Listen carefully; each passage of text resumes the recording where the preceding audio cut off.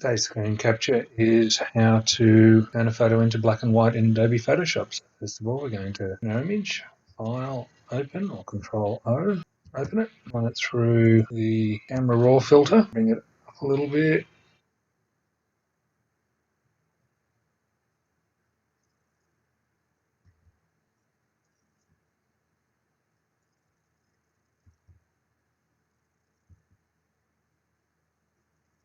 So I'm changing all this for black and white contrast so we can get as much grayscale as well. Whereas that one was fairly bland, that one is got a lot more contrast. So Control Z, that's the old one, Control Z, the new one. Quickly crop it so we can get rid of it.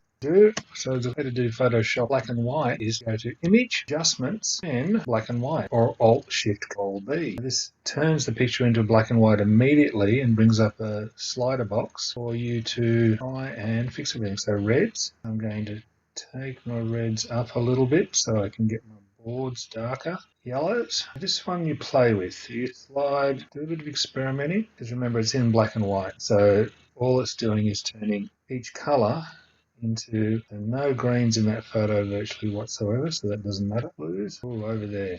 Blue.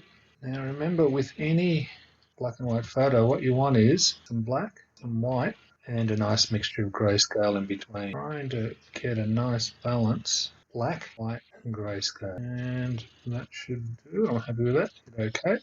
Now remember, Control Z, see what it looked like in colour. So it's always good to determine, does a photo look better in black and white?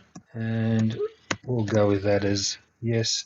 Don't lose much of the interest. How to turn a photo black and white in Adobe Photoshop. Image, Adjustments, Black and White, or Alt-Shift-Control. Now, here's the sliders of where I put them. Remember, File, Save As a copy into black and white copy. That's fine. JPEG there. Save it. Image quality 12 JPEG. Yep.